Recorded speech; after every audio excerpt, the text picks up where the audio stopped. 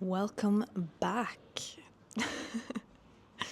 Welcome back to Twilight Revisited with your host Rio. That's me. Hello. Where we talk about everything related to Twilight. We do some research, we read a chapter. I talk about my life. I am coming to you from the courtyard of where I live. It is a beautiful summer day, about 25 degrees, mid-May. And this is quite a noisy place to live, meaning you will probably hear a couple of sirens, some ambulances, music all around. Actually, you can probably hear my partner in our bedroom right now listening to music. Well, at least I can. I am sitting out here because it was too nice to shut myself off inside today. Also, this is the third time I have tried filming this because my mic, for some reason or another, will not connect to my computer while I am filming. It has happened twice now that I've been sitting down recording, working, whatever, for about 2 hours, and then after I check, because I don't remember to do it while it's happening, I remember to check after, and none of it is usable. All of what I've just said, completely unusable. So sad. So I'm reverting back to the absolute basics, which isn't basics at all, actually. I'm just using a microphone that I can connect directly to my camera rather than an external one. Well, this is in fact the courtyard. And so my neighbors are also going to come walking past, which is completely fine. And they can stop and listen if they want. This episode we are handling, I think, quite academic things, or at least I've spent a long time researching this topic in particular. The research topic for this time around is the criticisms of Twilight. I'm going to go through some major ones, just have a little bit of a reflection around why these things are being talked about, why they are being critiqued in relation to Twilight. Do they have any validity, perhaps? Just before we get in, let's do a little bit of talk about me, okay? Because that's, of course, why you are all here. You can skip ahead if you don't care. However, I strongly implore you to care. For anyone who don't know, I am an actor and a filmmaker. And I'm kind of thinking about how to continue my education and how to continue learning and stuff. And so I am embarking on this project, I guess, where I am going to learn German. Specifically because there is a film school in Berlin that I really want to go to. It is apparently one of the best ones, and it's really experimental and really open and wants you to create your own work, and you get just a really in-depth learning of each of the skills that are in association to what making film is. And in order to attend this school, you need to have proficiency in German. I took German as a language course, a class, for 5 years, from middle school and basically through high school, at least first year of high school. But from the ages of 13 to 17, I had German at least once or twice a week. Meaning I know the basics, but the thing is, after I moved to the UK, I have not been keeping up with my German at all. So it got to a point I probably could not hold a single conversation in German. Sad. So this is what I'm doing. I'm learning online, and then I'm also doing I'm listening to podcasts and I'm reading articles and stuff, and then at the same time I'm also watching German shows. And I've now started watching Druck, which is the German version of SKAM. And if any of you know what SKAM is, congratulations, you are a superior human being. SKAM is originally a Norwegian teen TV series that was published, or it was released between 2015 to 2018 or something. And it has 4 seasons. What is so special about SKAM is that it is, to my knowledge and to my recollection, it is the first TV series that truly integrated social media into the way that they both marketed their story, but also told their story. It was also one of the first TV series that I saw that really reflected my own experience as a teenager living and existing in Norway. Right, because I'm Norwegian, hello. Don't know if you know, hello, that's me. And how they interacted with social media, right, is that they had a website where you could go in, you could view all of the content that they had posted on this website, and it was one like long scrolling thing, and you could like, I think once they started releasing more seasons, there was a tab where you could jump between the seasons that you wanted to consume. But the thing about this website is that, yes, they posted episodes, but in between all the episodes, they also posted like Instagram posts, screenshot of conversations that the characters had with each other. I can't really remember all the social media sites. They had Facebook, they had Instagram, they had Snapchat, they had like the major YouTube, like the major ones that we would use then.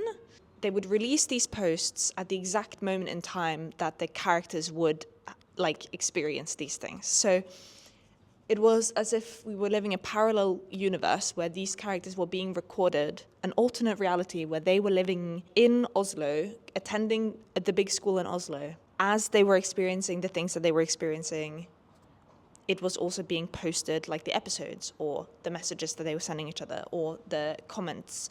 And these Instagram profiles and Snapchat profiles, whatever, these profiles of each of the characters also existed for us, meaning that we could go onto the Instagram profiles, follow them, and see their interactions in real time. The first season talks about drugs a lot, drug use and relationships, kind of a couple breaking up, right?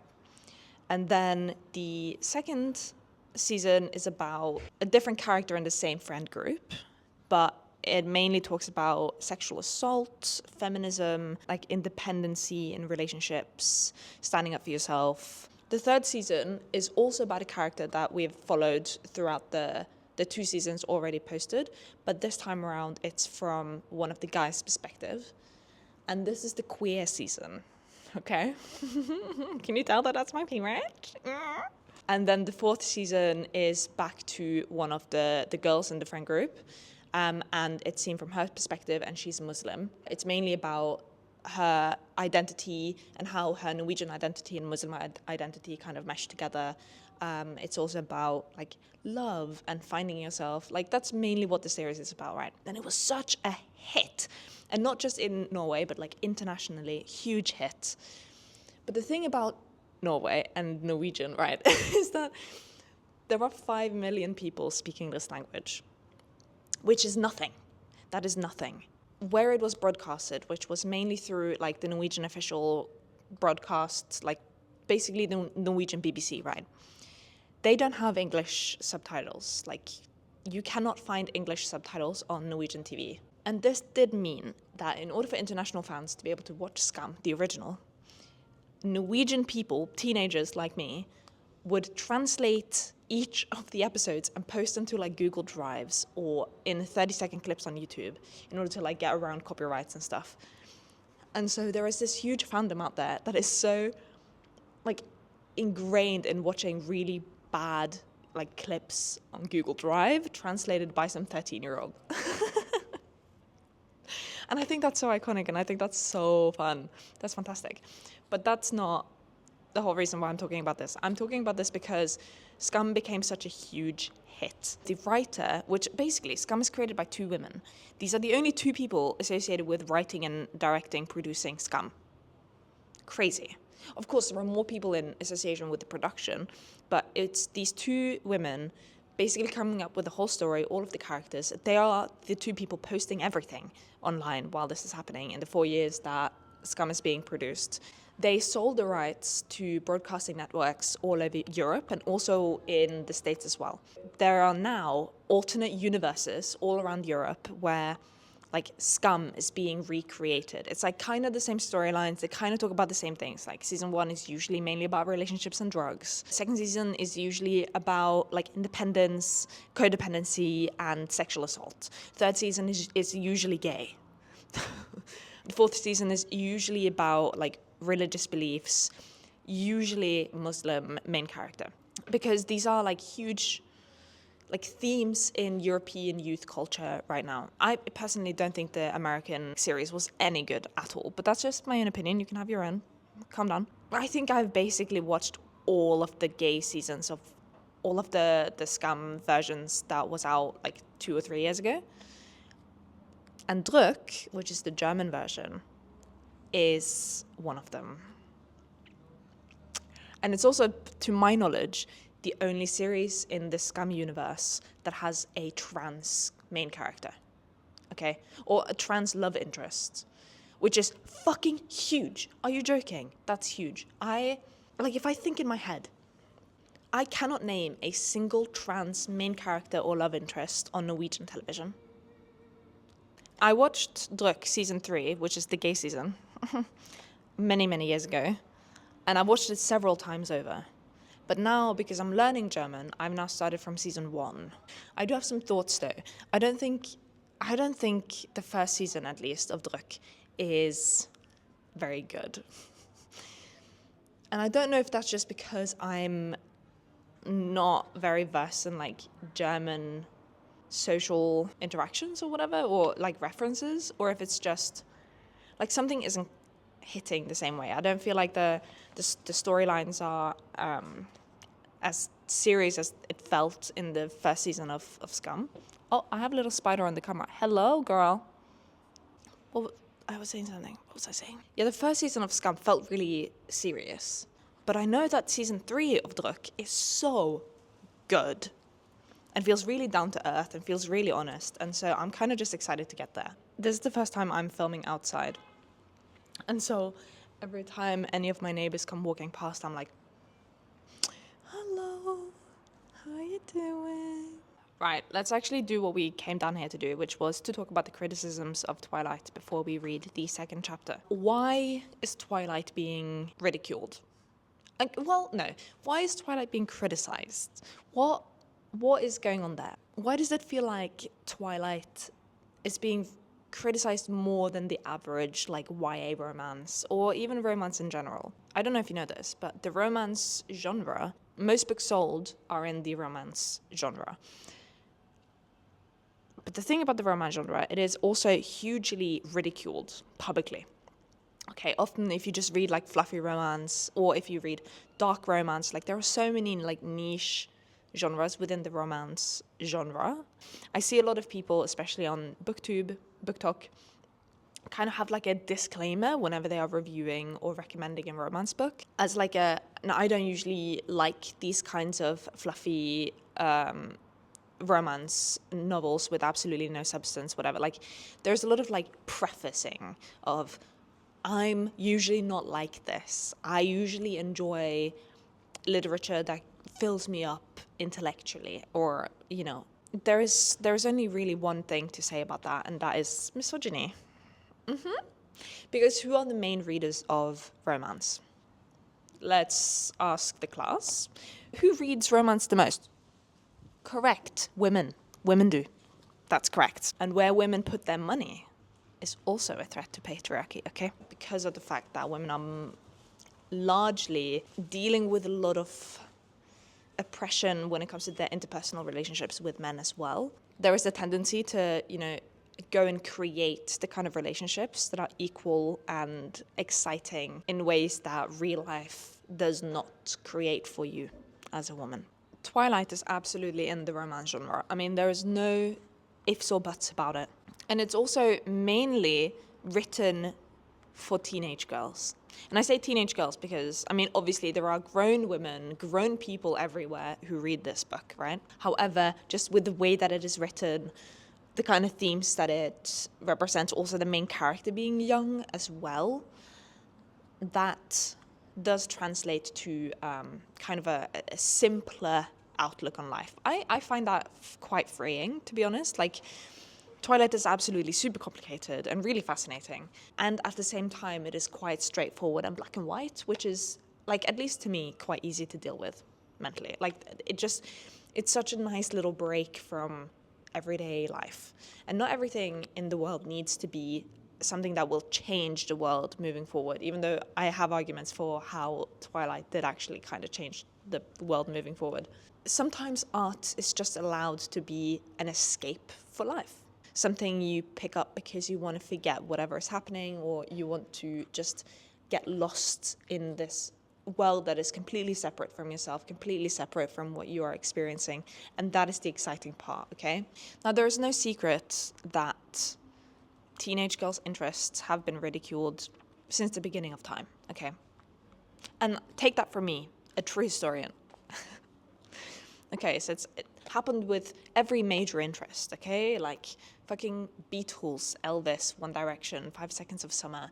And then you have like Horse Girls, Pink, Barbie, any kind of reading, any kind of book that isn't like a classic or that don't have a male protagonist, okay? Because that's a big thing. The thing about being a teenage girl is that it is horrendous. It is a fucking awful experience. In whatever way, it is the most heartbreaking of times. Girlhood is so wonderful and so painful. I wouldn't wish it on my worst enemy. I'm only speaking from a white perspective. So when I'm saying that girlhood is horrible, I understand that if you are a girl of color, your experience in the world is going to be much worse. So just keep that in mind as well, okay? But the thing about being a teenage girl is that it is the most horrible time you'll ever have. Because, one, you are just figuring out how to be kind of a person in the world. Puberty is kicking the shit out of you. Your body is rapidly changing. You had a body your entire life, okay? You had a body and it looked the way that it did. And suddenly now, you are changing rapidly. Your hips are going crazy. You're developing all kinds of places, okay? Your hormones are going, it's crazy. And then suddenly, you're also having to deal with the effects of patriarchy for the first time. Or at least patriarchy as an individual, not just as a whole. And lots of the people around you, especially the boys around you, are also now taking real experimentation into their own role in patriarchy, and you often become the victim of that. So even though these are boys that you've known your entire life, you've grown up with them, they are your neighbors, your friends, your brothers, whatever you want, suddenly now you become the brunt of the joke. You become sexualized. You need to watch yourself and what you do around them, what you say around them, how you dress and how you laugh and how you talk around them. Because either way, what you do and what you say and what interests you have specifically will have a negative effect, whatever you do. Okay, so if you're stereotypically girly, you like pink, you like dresses, you like makeup, you like gossiping with your girlfriends, you like shopping, you like, whatever. You are playing into male validation. You're only doing that in order to get their attention, in order to get boys' attention and also older men's attention, okay? And then that also does reflect badly back on you because, believe it or not, older men fucking love being a little bit predatory towards, not even a little bit, just major predators towards young girls. And I'm meaning as young as like 11 years old, 10 years old. I remember the first time that I experienced public sexual harassment, which was, I don't know, at the age of like fucking 10. Crazy. And that was just like you realize at that moment in time that you have a very specific role in the world and there's no way you can get around that.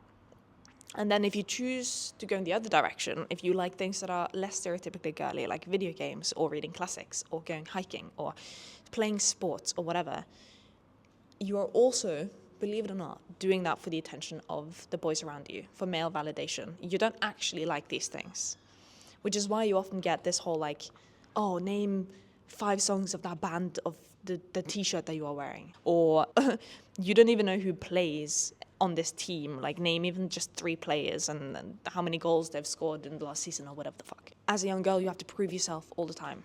And this idea, I think, stems from the whole idea that women only really exist as an extension of men, okay? I did some research on Aristotle a little bit while back when I was in uni, and he, not a nice man. Don't know if you know this.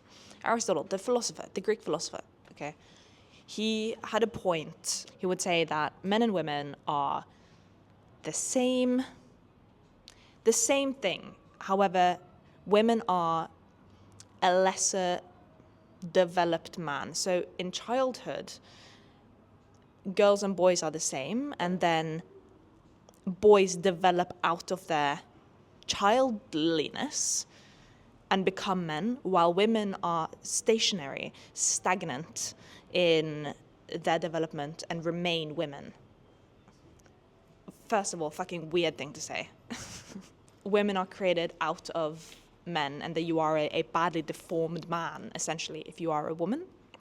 We all know that the Greeks did not have such a very nice view of women. Didn't allow them to vote, didn't allow them to even come and see theatre, unless you were a woman with a job, if you know what I mean. And then you were allowed to like sit at the front, but I mean, obviously deeply sexualized. How does this all tie into Twilight? I think during the height of Twilight, which was between 2005, 2010, there was a huge hate train, which means that women and men were hating on Twilight regardless of, whatever. I think there are different reasons for why, and I won't really touch on that this time around, because if I do, we'll sit here until, forever. I'm going to talk about that in the next episode, I think. Twilight is always seen as like quite stereotypically girly. The main character is a girl. They focus on conversation rather than like action and plot. It's a lot of like emotional, like internal turmoil rather than just outward like violence and plot development, that kind of stuff. It also talks about mainly relationships, romance, falling in love, that kind of stuff, versus, I don't even know what would be stereotypically like what, war? Well, they fall in love rather than like go and like actively kill people. You know what I mean? Like, I don't even know.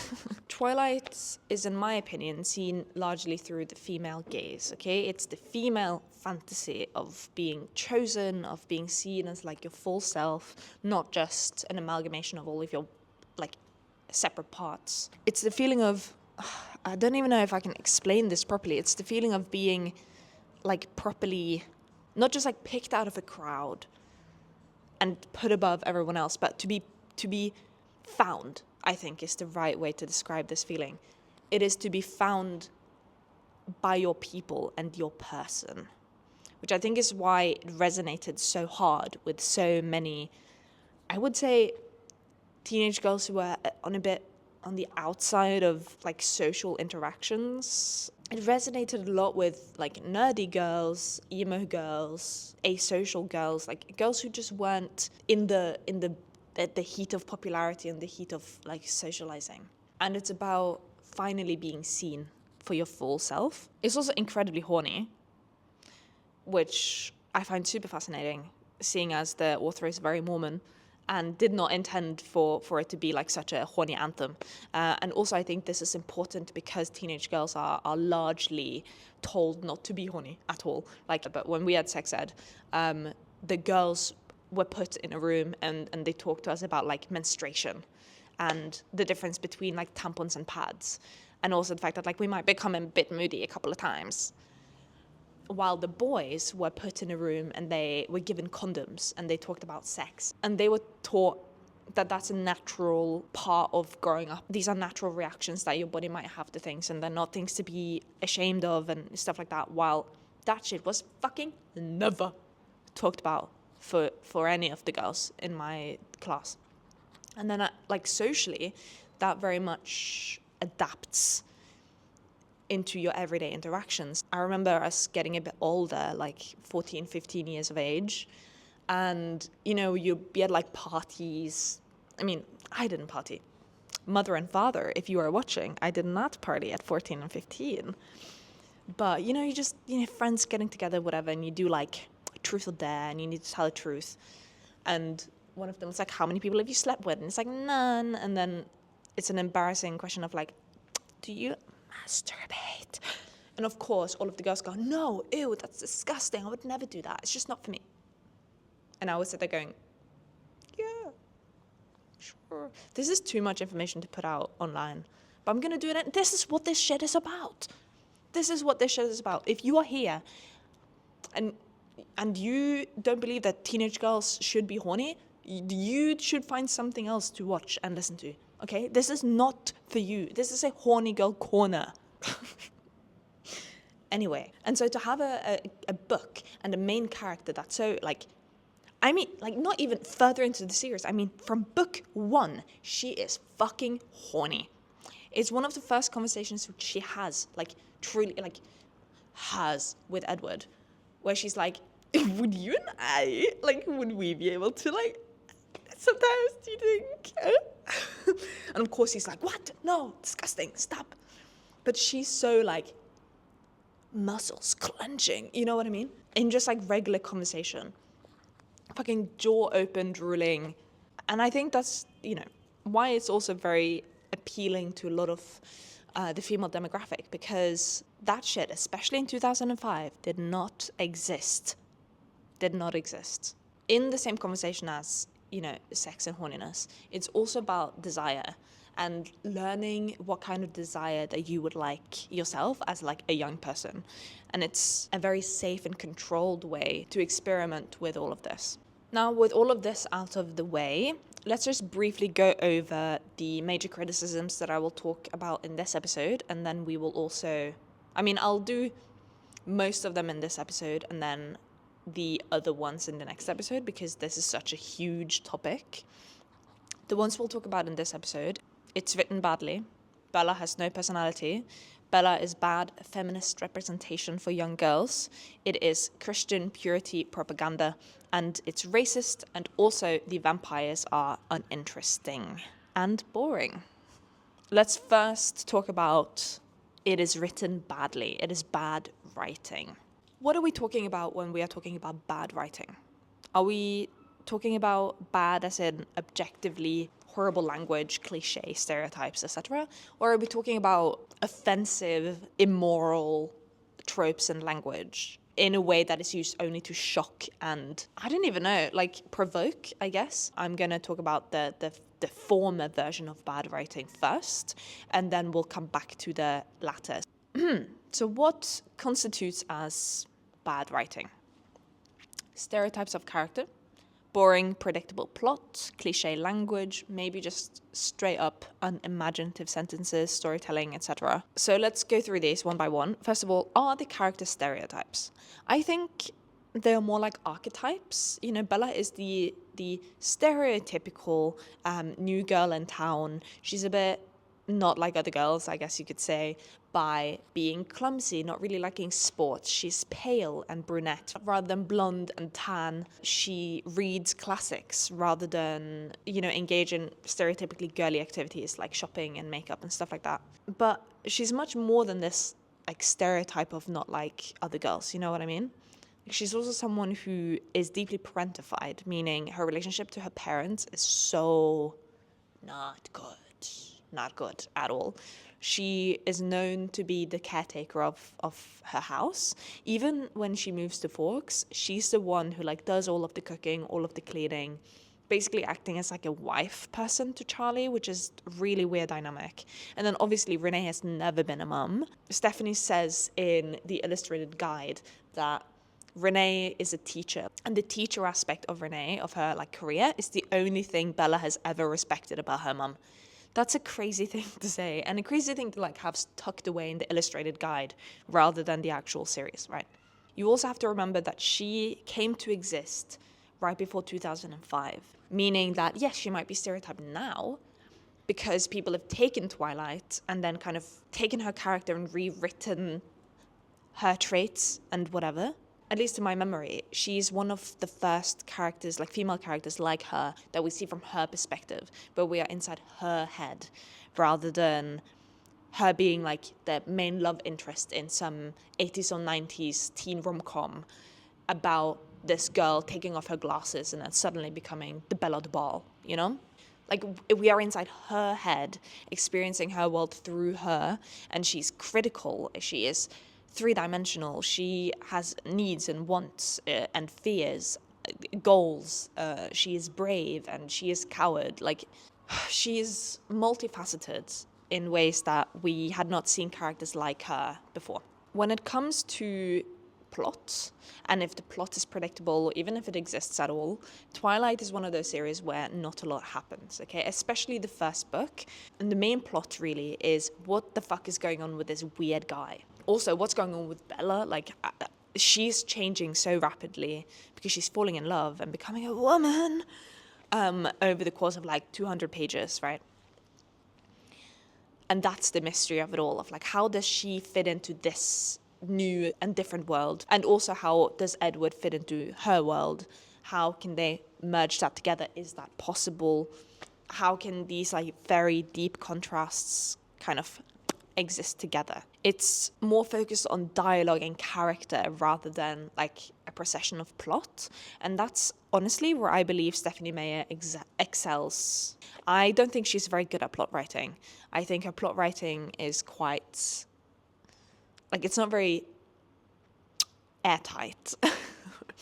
I feel like you can start asking about 3 questions and then her plot falls through, but her character and dialogue is very solid, in my opinion. The thing also about people who say that they don't like the plot or don't enjoy the fact that nothing happens. I think you're going into a series where nothing happens and you're expecting something else to happen. Like, you know that this is what this series is about, and yet you're expecting violence and drama, blood, fight, war, whatever. People like that have a bias before they go into series like this, before they engage with content like this that are more emotional focused than like intellectual. They believe that nothing but plot matters. Okay, nothing but action matters, which is why I think when men say that their favorite book or their favorite film of the Twilight Saga is Eclipse, that's a huge red flag for me, because whenever you ask them why, they go, yeah, it was like decent action. Yeah, no, it was like, yeah, that was the one, yeah, I really like all the scenes with all like the vampires and like the ripping apart and like when they came out of the water and whatever. All right, groundbreaking news. Absolutely changed the world with that one. Now, is Stephanie Meyer a bland writer? Like, how does she handle descriptions and the descriptive language, setting the scene, building tension, etc.? In my opinion, I think she does really well. I mean, obviously, Twilight, especially the first book, has its faults. It does read like a first-time novel, because it's a first-time novel. She just woke up one day and decided to write down this story, and here we are. And of course, it's gone through like several rounds of editing, and she's also said in later interviews that like if she could, she would go back and like edit the hell out of Twilight, and that she's not really able to reread Twilight or like the first book, because she'll come across a sentence or a way that she structured the story, and like she'll want to completely redo that because she now, after years and years of writing, knows better.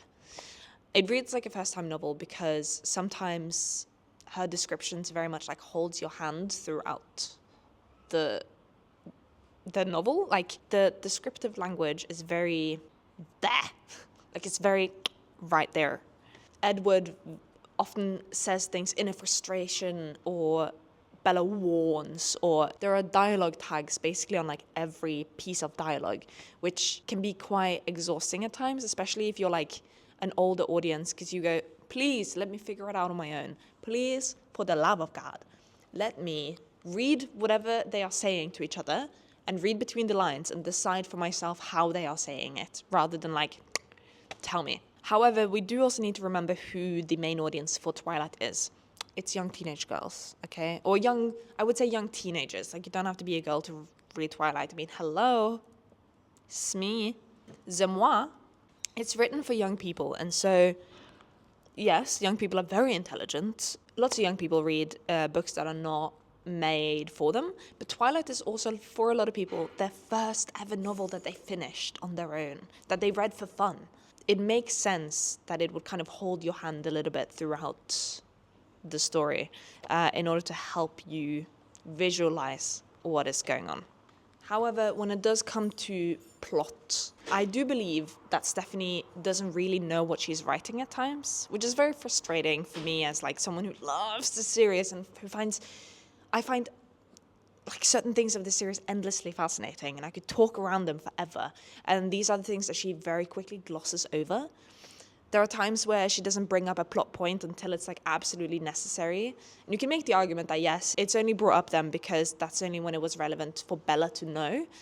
because obviously anything that happens in the vampire world is being told to her by vampires. So even though, for example, the Volturi exist the entire way through the saga, even way before Bella's knowledge, she only really knows about them in the second novel. I mean, they are mentioned a couple of times when Carlisle talks about his backstory and stuff, but their effect and the politics of the Volturi are only really mentioned briefly in New Moon and then in Breaking Dawn, when they are like relevant to Bella's projection of the story. And that's when people like tell her about them. So I also don't think it's necessarily like a fault of Stephanie. Like that these are choices that she's made with the story. But I do think like as an adult, I'm sitting there going, please elaborate. Like, for example, the Sam, Emily, Leah situation that we'll get to way later is so endlessly fascinating to me because of the whole like situation. Now, I just pointed to my head there for anyone who's listening and not watching. She also sometimes really contradicts herself, which is very, very frustrating. Like, she'll write something as like, fact, this is law. This is vampire law. So both L-A-W and L-O-R-E. This is the law. And then she will actively contradict herself through her storytelling and through her plot making later. Like, for example, the whole vampires stop maturing at the time that they turn. So if you are 6 years old, you will stay 6 in your head, maturity-wise, for the rest of your life. However, vampires are able to learn and move forward and experience things. And so the argument is that our maturity isn't determined by biology. It's determined by the experiences that we have in the world. Which is why an 18-year-old going after a 13-year-old is such a problem, even though technically there are only 5 years between them. And even though there are only 5 years between a 25-year-old and a 30-year-old, that age gap is not the same because of the 25-year-old and the 30-year-old being in the same kind of life situation, having had the same kind of amount of life experiences. The 18-year-old and the 13-year-old are drastically different in life experiences. And I mean, yes, also biological maturity, but that I would say that varies a lot more, I guess. I don't know. With the whole Jasper situation, actually with all of the vampires, like how are they able to learn and continue on in their lives and like have like their experiences like a very valid way of them getting older while also stopping learning and maturing and developing at the age that they were turned? Like, those things don't go together at all. With this, I don't think this is bad writing. I think this is thoughtless writing. I think this is a person who kind of decided not to map out a lot of her story before she started writing it. And so as she's kind of written herself into certain holes and then need quick solutions in order to get herself out of them. Such as Bella, Jacob, Edward situation. Written myself into a hole there. How can I solve it? Ah, yes. It was her all along. It was a Renee's me all along. You see what I mean? That's a stupid plot point that absolutely could have been solved differently. But she either didn't have the brain capacity to think of that or didn't care enough to change it once she decided that was a good way to continue. And then even though she would probably have had like editors and stuff who went, why would you do that? Well, that's a weird thing to say. She stood very hard on that, which is, to be fair, a very Stephanie Meyer thing to do. Once she makes a choice, a decision, that's what she stands by. And she very much like, is like, it's out of my hands now. It has nothing to do with me. Give it up for the sirens. Anyway, let's move on. When it comes to Bella being bad feminist representation or that she has no personality, etc., she absolutely does operate as like a self-insert character. I do think that is also mostly because we see her from like an I perspective, and so as a person who reads this, you are also going to be wanting to identify with Bella and put yourself in her shoes in order to live vicariously through her. Like, she's written kind of as that kind of character. But I don't think that's enough to warrant criticism, because in that case you will have to take basically any main character of like a romance or even like a fucking sci-fi or whatever and do the same. Any rom-com character, anything like that, you will have to criticize them as well. And so we're just as far. Like, is that a valid criticism in itself? I don't think so. But I do think the whole she has no personality is just seen from people who don't value people like Bella. Like, she has lots of personality. Even just in the first chapter that we read, she likes classics, specifically Wuthering Heights. She likes to cook. She's extremely smart, as we will see in the chapter that we're about to read a bit later on in this episode. She excels in academics, like gets mostly A's. She's also extremely obsessive. Hey girl, that's so me coded. I do think the further we move on, I'm going to have to start pinpointing all the times where I really identify with her specifically as like an autistic person. And so when people are like, she obsesses with Edward to the extreme. Yes, I also do that. I obsess about things and people to the absolute extreme. If you're going to criticize that girl, we might have to start looking into like what ableism is. I don't know. I do believe that people, specifically men, who say that she is unappealing or that they find her character unappealing is honestly because they find women unappealing. They don't value anything that she says or she needs or she believes because they don't value what women want, say, need.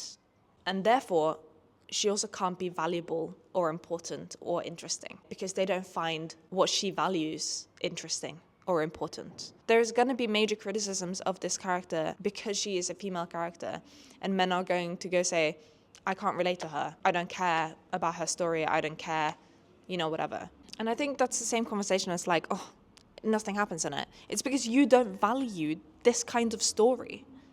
When it comes to the Christian purity propaganda situation, I also don't think there is a secret that this is like a largely Christian story.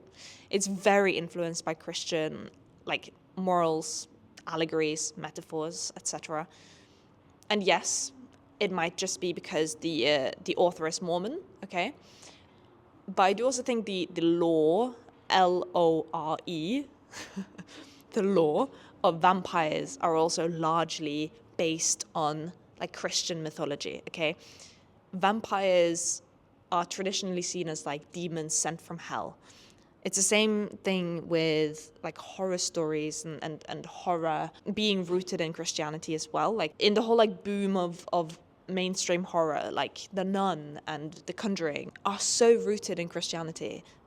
Like exorcism, priesthood, father this and father that, and demons and angels and God and holy water. And, if you're going to criticize Twilight for like being Christian, can we separate it from the source material, which is what? To be fair, none of the characters are like, I'm Christian and you should be too. You should abstain because God thinks you are sinning if you kiss and more. They don't do that. However, the whole thing about like vampires and specifically the vegetarian vampires in Twilight, like abstaining from the sin of drinking blood, is very Christian. Also, there are just like Mormon ways that this story is being constructed. And I do think that is because Stephanie has not examined her own biases and like ideas of the world and their own morals. I have a quote here that I want to read to you, okay? And it's said by Robert Pattinson, who plays Edward in the major franchise. He said in an interview, I think people make up all of these Mormon references just so they can publish Twilight articles in respectable publications like the New York Times. Even Stephanie said it doesn't mean any of that. I disagree with him. Stephanie might say that it means none of that, and that, yeah, she didn't mean to write any Mormon ideas into her story, but we don't create in vacuums, okay? As artists, we don't just conjure things out of literal nothing.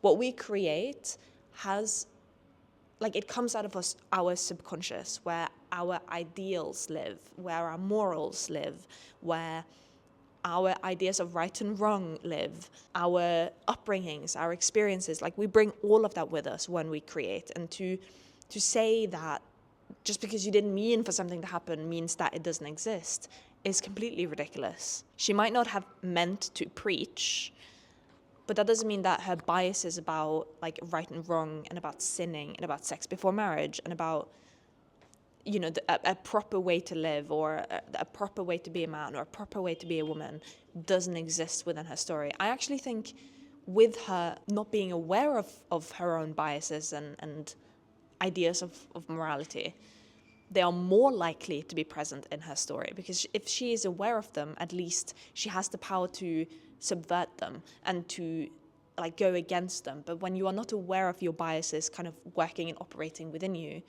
you are way more likely to act upon them. She might say that Edward's whole thing about not wanting to sleep with Bella after they are married is just Edward being like a proper guy, and it's because it's from the time that he's from. Like, that's the proper way to think about it. Yeah, but okay, but why?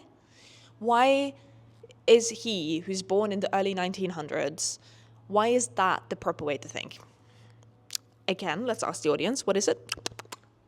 Christianity. Thank you all. A conservative Christian mentality. All right. Edward also, like, he talks about fucking sinning all the time. He talks about, like, abstaining and being stronger than my flesh and blood, whatever. Being stronger than my flesh and my desires and, you know, mind over matter and, like, all of this shit. Like, all the time. And yes, of course, it is in the context of him, like, not killing and murdering his girlfriend. But what is that a metaphor for? I mean, it can be a metaphor for a whole bunch of things, but I think mainly sin. You know, if that is sex before marriage, if that is queerness, take what you want from that. That's up to you to read into that. I think that is a unique Mormon idea, though, like different from Christianity that at least I'm used to with my Protestant way of growing up. Marriages are sealed for eternity. Meaning once you are married to someone, that is for life. Spouses are referred to as eternal and forever, eternal companions. And this is essential to the Twilight story, okay? Vampires mate for life, meaning once you are in love, once you are in a romantic partnership, two vampires, that is for life. If one of you die, you will never mate with anyone else. I do just want to say, though, I find it very fascinating that Stephanie wrote a story based on, like, innocence. Like, she says multiple times in interviews and stuff that, like, her world is just so innocent. And she has said that that was on purpose, because her world is just so innocent. That she's not about this, like, whole, like make out smut thing. Like, she doesn't even read smut. She doesn't even engage in any of that kind of content. Of course not. However, she managed to write a female character so representative of, like, the horny girl lifestyle that it became an international bestseller because of this. And you cannot read Twilight and not read the sexual undertones of the story. And that's where the funny thing lies. Like, it's so funny to me. It's hilarious to me that she tried so hard to write, like, about, like, abstaining and, like, being good. And, like, you know, our morals are strong. And so we don't sleep together until after we are married. You managed to write a main character so iconically horny that teenage girls everywhere found solace in their own teenage horniness. Thank you for doing us such a service. The next topic is Twilight is racist. Yes. Yep. Straight up. Yep. It absolutely is. It's written with white supremacist ideas. It absolutely is. And I think this is also because Stephanie didn't examine any of her biases when she was writing, and I think she is racist. The other things that we've talked about earlier in this episode have been, like, kind of fun, and, like, we can see from both sides, we can see it from all perspectives, but this is really, like, one of those things where it's just like, yeah, it is. And if you're sitting here and you're like, what? No, that makes no sense. It's just about, like, vampires and, like, you know, whatever. Let me just sum it up for you very quickly, as I am planning an entire research topic surrounding this, because it's actually quite important that we talk about. First of all, the Quilliots, the way that the Quilliots are referenced, talked about, described, the way that she took an existing indigenous tribe existing on the coast of Washington and kind of just hijacked their entire, like, history, legends, way of life, and then have absolutely no intention of financially compensating them. It's horrible. It's horrific. The way that they are categorized, the way that their skin is described, the way that they're often, especially in New Moon, described as, like, brutes and kind of gang-related, is just really, like, think about the context of what you are writing, Stephanie. Like, I'm actually fucking begging you to have an ounce of literacy, of just like seeing the world around you and being like, what does it mean for the characters that I'm writing? What does it mean for the world that I'm writing? If I'm inferring that some of these indigenous boys are gang members, I'll move on. You will get like a proper in-depth research on the Quileates themselves. So I'm not like glossing over this because like I don't want to talk about it. No, yeah. The whole Jasper situation is also a big thing. If you don't know Jasper, who is one of the Cullen characters, like he's one of the brothers of Edward, and he is a vampire born in the south of America, like south of the US, basically during the American Civil War. And Stephanie's choice to make him a Confederate soldier is astonishing. Like, that's a crazy thing to do. She creates these characters and often places them in periods of time that she herself romanticizes, or at least like a white supremacist society romanticized these times. Like the South, during what's it called, the Bella... I can't even remember what it's... You know, people do like those stupid ass fucking parties where they like go and recreate, like go to previous plantations or places that have been plantations and like do fucking parties there and dress up as like white fucking slave owners, like disgusting behavior. Basically cosplaying a white slave owner. But anyway, she has a tendency of like placing people in periods, like historical periods of romanticization. Like she places Jasper during the Civil War, but specifically as a Confederate soldier, which is a crazy thing. Like you could literally not do that. And yet here we are. And it is never talked about in like any kind of like, ooh, shouldn't have done that. That was a bad take. That was bad. Yeah, really shouldn't have been, you know, protecting women and children, as he's described to be doing, escorting women and children, as if that absolves him of any crimes, being in the fucking Confederate Army. You make my head hurt. And then the last thing in this...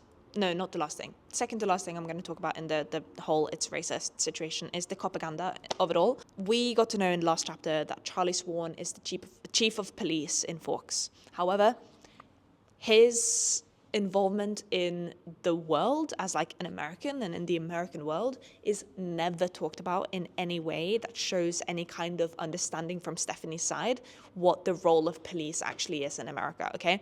Like, we know that the role of police in America is not to protect people.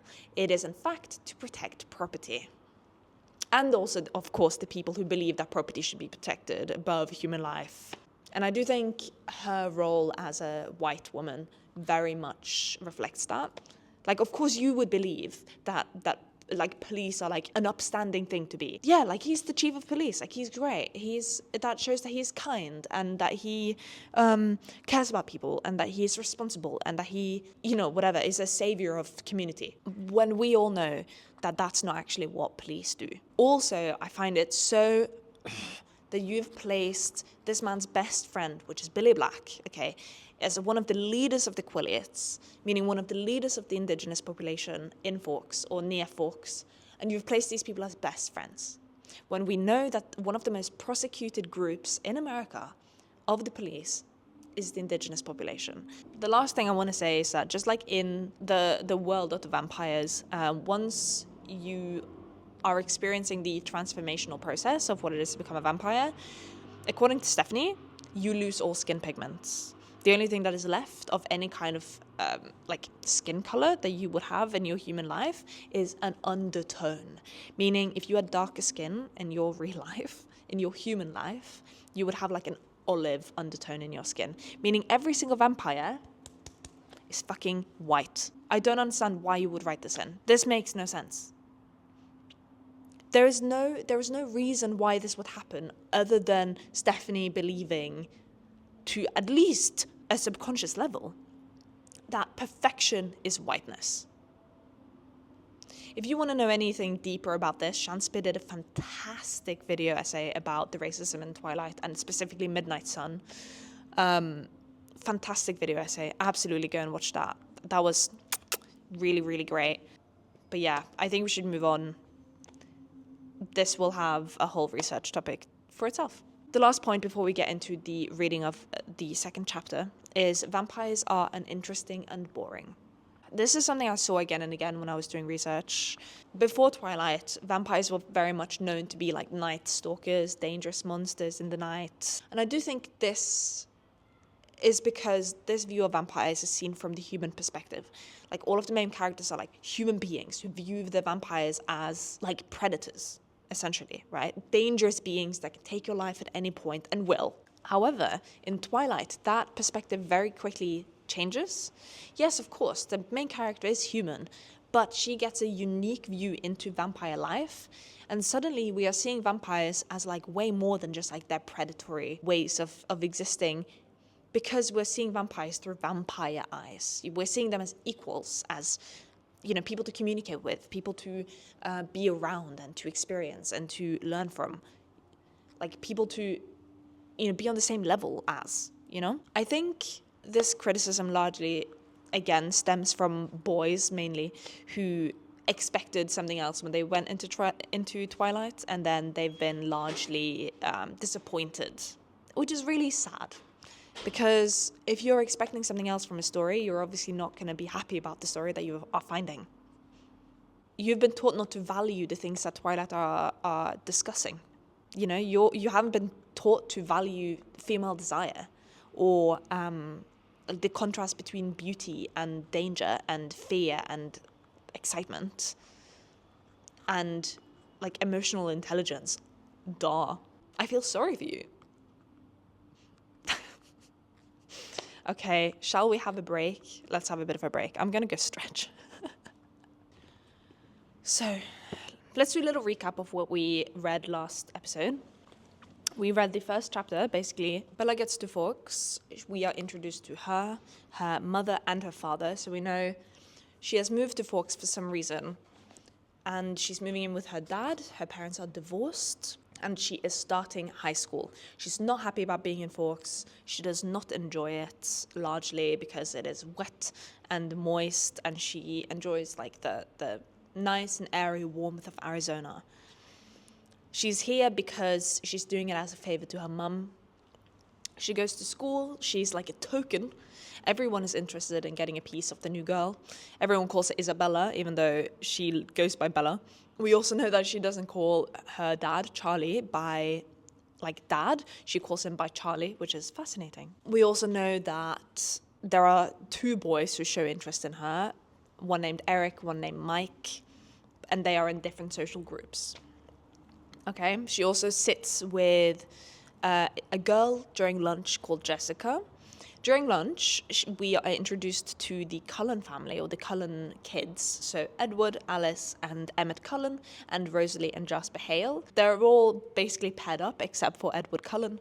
They are adopted by Dr. Cullen, and they are all very beautiful, and they are weird. Like, they're very still, they don't really eat. Bella then goes to biology, is sat next to Edward, and he is acting strange the entire time. Okay, the entire time he's acting like a straight up weirdo by like staring at her so intensely with like viciousness in his eyes, also looking at her with like revulsion, or like she smells really bad and he's like sitting away, like ripping the edge of the table. And so when she goes to the office after to get her, I think some kind of slip or something, to get it signed at the end of the day, he's also in there like begging to change his biology lesson to any other time. And Bella is like, I can't fucking believe that he hates me this much and he doesn't even fucking know me. And then she goes home and she like fights tears the entire way home. And that's where we end the chapter. Let's get into the second one. The second chapter is called Open Book. The next day was better and worse.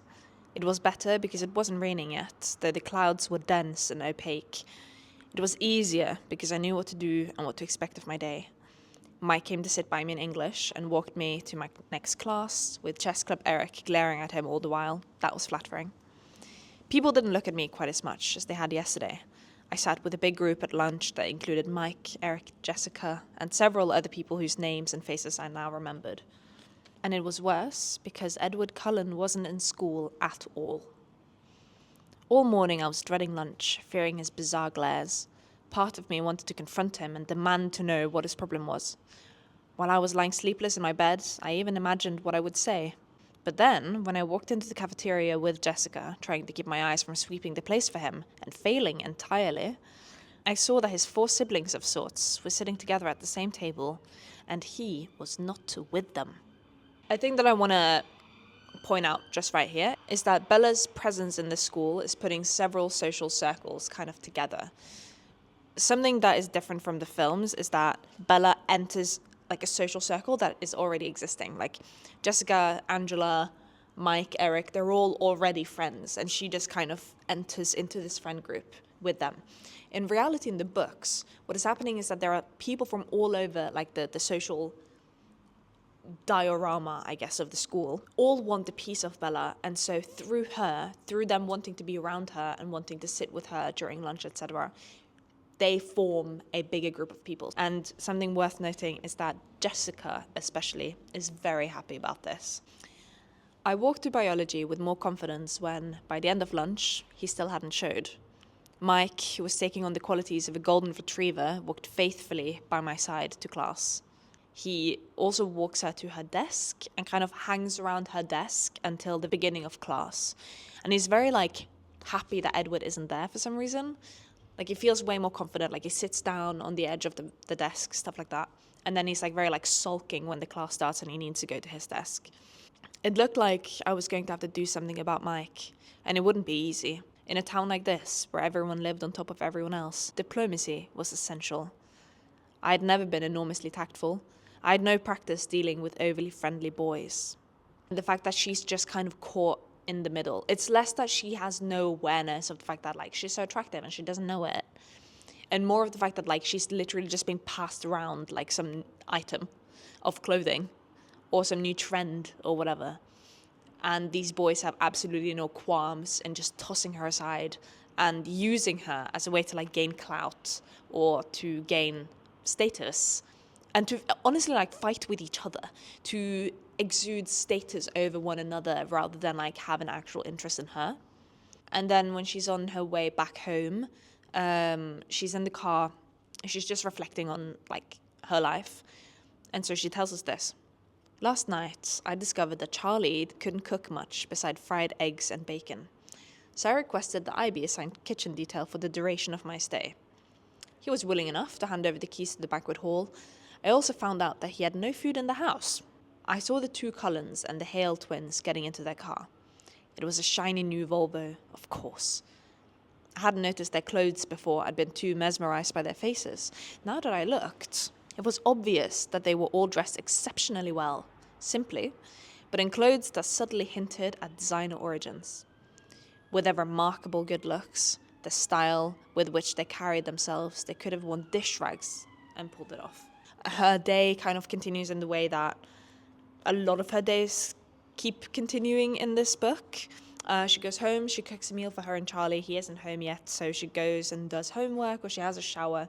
I think that Stephanie does a lot is describe Bella's everyday tasks. So how she showers, what shampoo she's using, what kind of homework she's doing, how she turns on the computer, how... she's very much detailing her life in exactly how she would live it. Some people would read this and be like, that's not really necessary for the story. You could cut that, get to the point.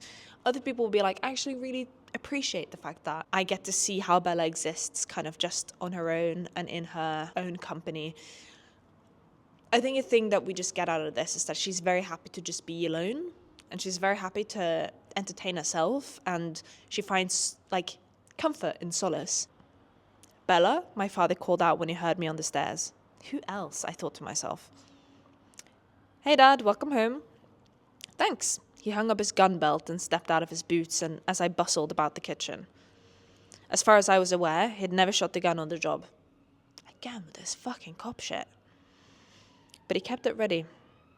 When I came here as a child, he would always remove the bullets as soon as he walked in the door. I guess he considered me old enough now not to shoot myself by accident, and not depressed enough to shoot myself on purpose. This is one of the few times where I'm audibly giggling. That was a good one. But then again, is gun violence something to laugh about? Gun violence is one of the number 1 death in America, I believe. Anyway, what's for dinner? He asked, warily. My mother was an imaginative cook, and her experiments weren't always edible. I was surprised and sad that he seemed to remember that far back. Steak and potatoes, I answered, and he looked relieved. We ate in silence for a few minutes. It wasn't uncomfortable. Neither of us was bothered by the quiet. In some ways, we were well suited for living together. Do you know the Cullen family? I asked hesitantly. Dr. Cullen's family? Sure. Dr. Cullen's a great man.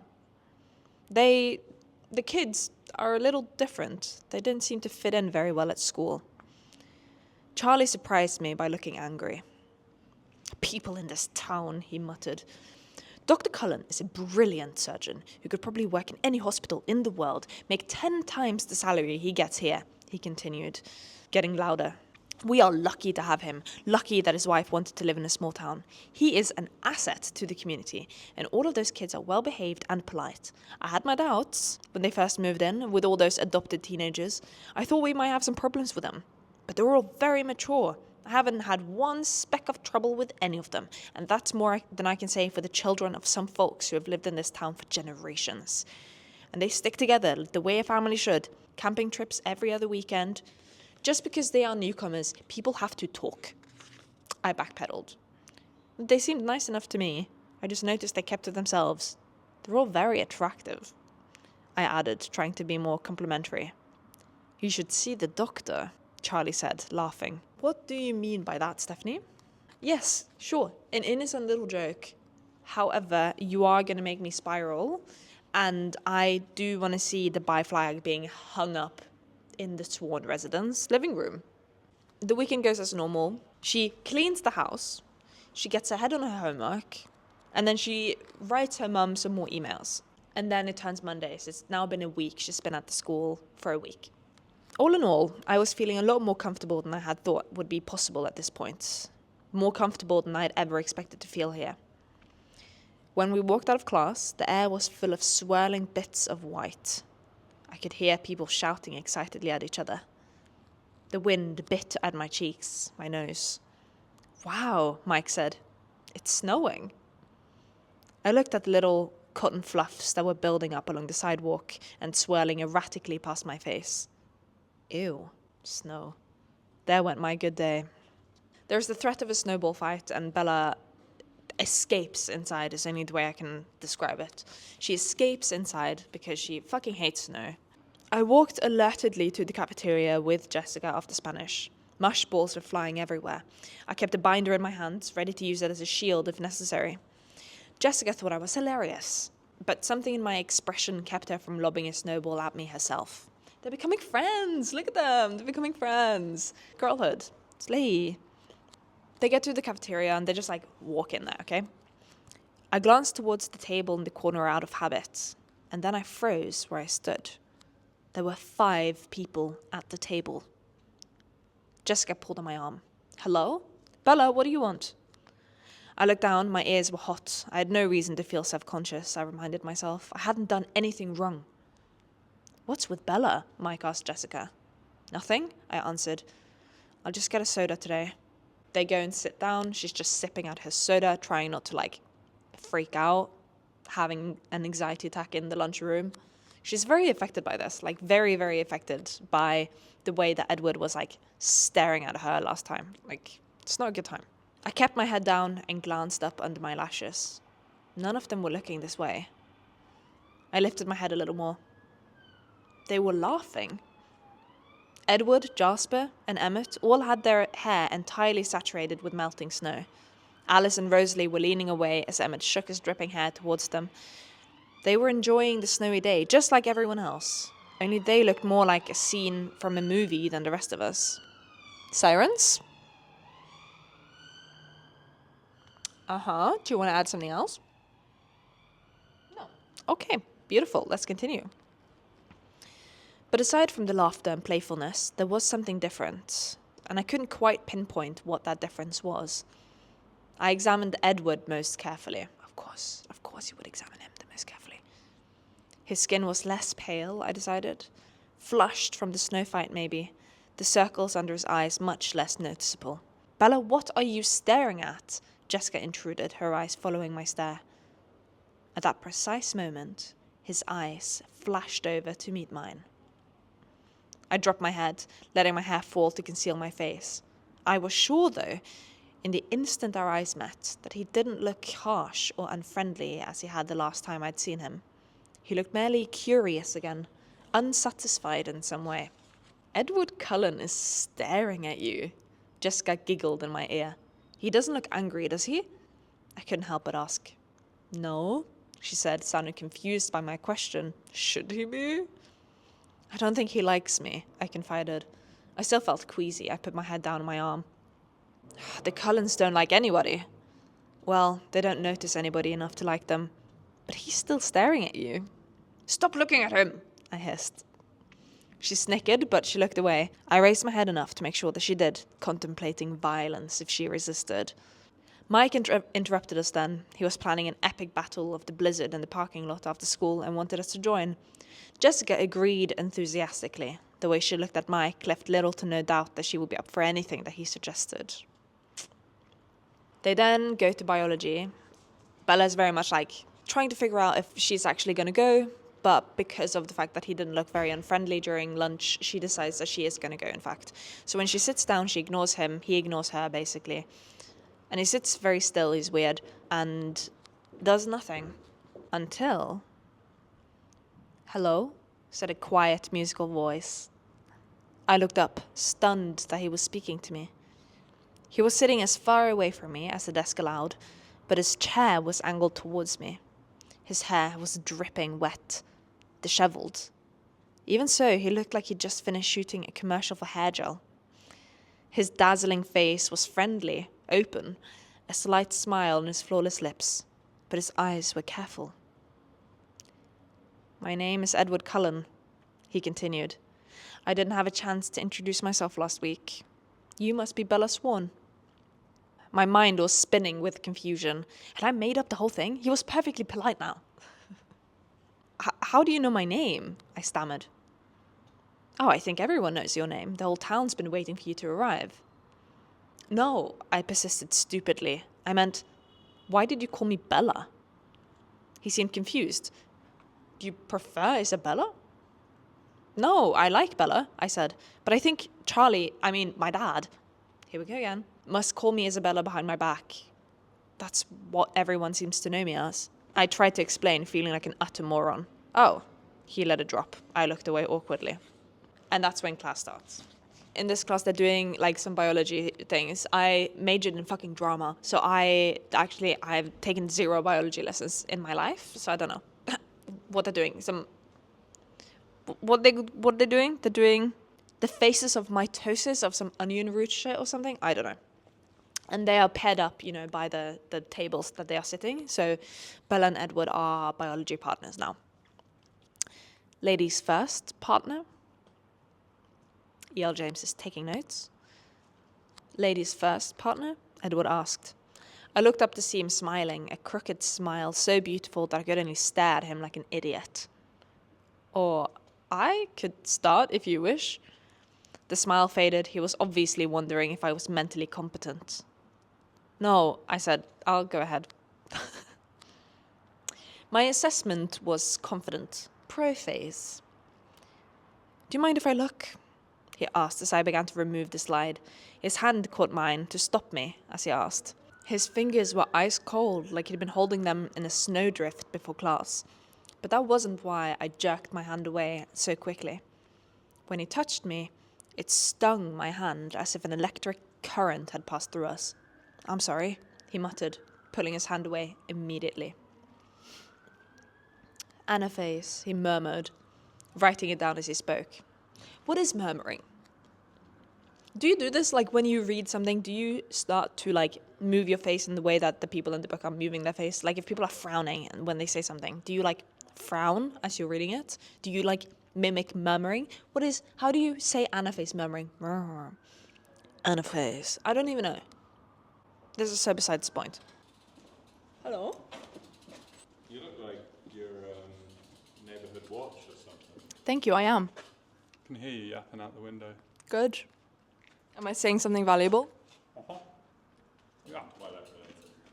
Well, so you know the two pigeons that we thought were lovers? Yes. They were having sex. They're definitely lovers. See, that's what I mean. Alright guys, have fun, play tennis. Yeah, we have some pigeons on the balcony. We believe they were lovers as they were grooming each other. And today we got the confirmation that yes, they were in fact lovers. I love pigeons. Anyway, before I was so rudely interrupted, let's continue reading. Anaphase, he murmured, writing it down as he spoke.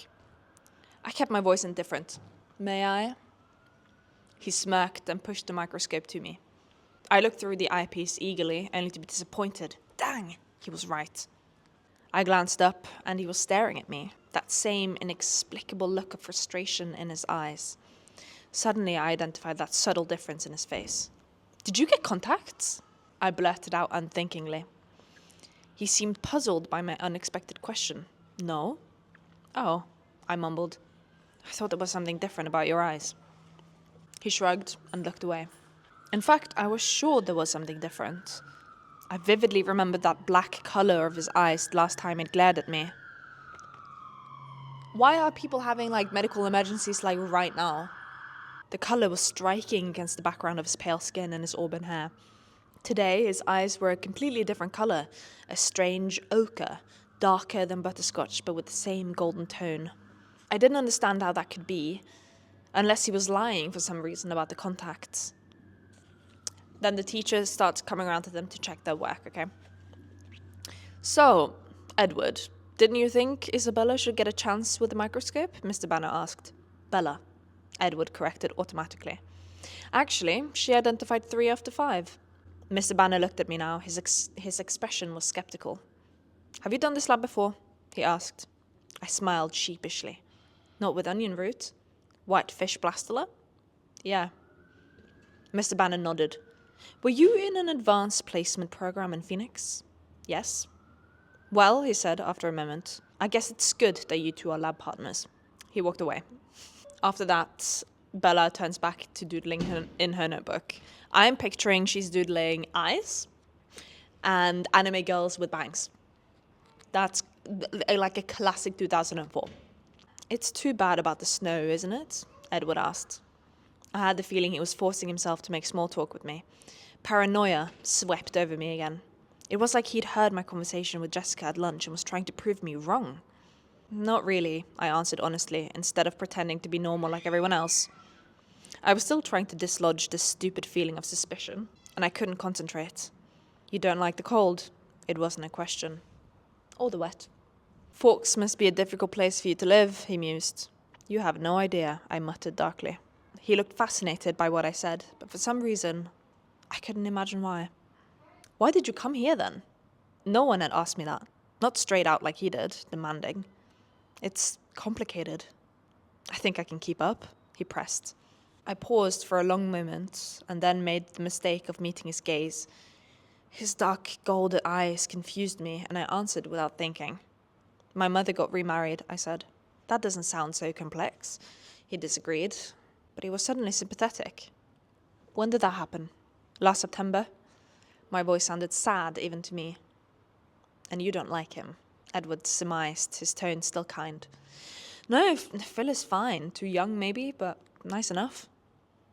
And your mother sent you here so that she could travel with him. Because Phil, from what we now know, he is a minor league baseball player, so he travels a lot. My chin raised a fraction. No, she didn't send me here. I sent myself. His eyebrows knit together. I don't understand, he admitted, and he seemed unnecessarily frustrated by that fact. And I've written in big, big, big letters. Autism. Autism. Okay? He might not be autistic, but he definitely has some major traits. She stayed with me at first. It made her unhappy, so I decided it was time to spend some quality time with Charlie. My voice was glum by the time I finished. But now you're unhappy, he pointed out. And? I challenged. That doesn't seem fair. He shrugged, but his eyes were still intense. You put on a good show, he said slowly. But I'd be willing to bet that you are suffering more than you let anyone see. Classic fucking line. Am I wrong? I tried to ignore him. I didn't think so, he murmured smugly. Why does it matter to you? I asked, irritated. I kept my eyes away, watching the teacher make his rounds. That's a very good question, he muttered, so quietly that I thought he was talking to himself. Weirdo. Am I annoying you? He asked. He sounded amused. I glanced at him without thinking, and told the truth again. Not exactly. I'm more annoyed with myself. My face is always so easy to read. My mum calls me her open book. I frowned. On the contrary, I find you very difficult to read. Despite everything I'd said and he'd guessed, he sounded like he meant it. You must be a very good reader then, I replied. Usually. He smiled widely, flashing a set of perfect ultra-white teeth. Veneers, if you will. So my question is then, when vampires are turned, do their teeth also straighten out? What if you have like too many teeth in your mouth? Like, that was the case. My mouth was too small for my teeth. I had to pull like 6 teeth in my mouth. So what would happen to my mouth? Would my jaw elongate? The class goes back to listening to the teacher talk instead of doing like classwork. And so they kind of turn back to view the teacher. He seemed engrossed in our conversation, but now I could see from the corner of my eye that he was leaning away from me again, his hands gripping the edge of the table with unmistakable tension.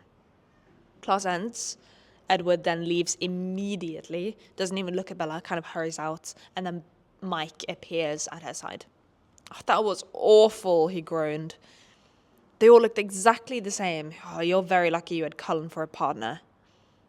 I didn't have any trouble with it, I said, stung by his assumption. I regretted the snub instantly. I've done the lab before, though, I added, before he could get his feelings hurt. Always dumbing yourself down for some stupid-ass boy. Be smart. It's okay. Let Mike be fucking stupid. Cullen seemed friendly enough today, he commented as we shrugged into our raincoats. He didn't seem pleased about that. And then, they go do PE, whatever. Bella's very bad at it. They're playing volleyball and she's a menace. And she gets to her car, she gets in, she's like, go home. I looked around me to make sure it was clear. And that's when I noticed the still white figure. Edward Cullen was leaning against the front door of the Volvo, 3 cars down from me, and staring intently in my direction. I swiftly looked away and threw the truck in reverse, almost hitting a rusty Toyota Corolla in my haste. I stared straight ahead as I passed the Volvo, but from a peripheral peek, I would swear I saw him laughing. And that's the end of chapter 2. If you've made it this far, thank you so much for paying attention this entire time. Thank you for spending your, hour and something with me today. If you do want like direct updates of when I post, you can go to Moth Club or Substack/Moth Club. The link will be in the show notes or in the comment section if you are on YouTube right now. Once I post, you will get an email notification of the new posts, so that you'll definitely be around for that. You can also follow, on Spotify and get updates that way, or subscribe on YouTube as well. Thank you so much for watching. I am also spending just a ridiculous amount of time doing this while I'm also working kind of full-time on the side. And so if you do want to support monetarily, I have a Ko-fi as well, where you can tip me if you'd like, or you can join as a subscribed member of the Moth Club, which is kind of the blog that I post Twilight Revisited episodes on Substack as well. Of course, that's only if you want to. I wish you have a lovely rest of your day and week, and I will see you hopefully very soon. Bye!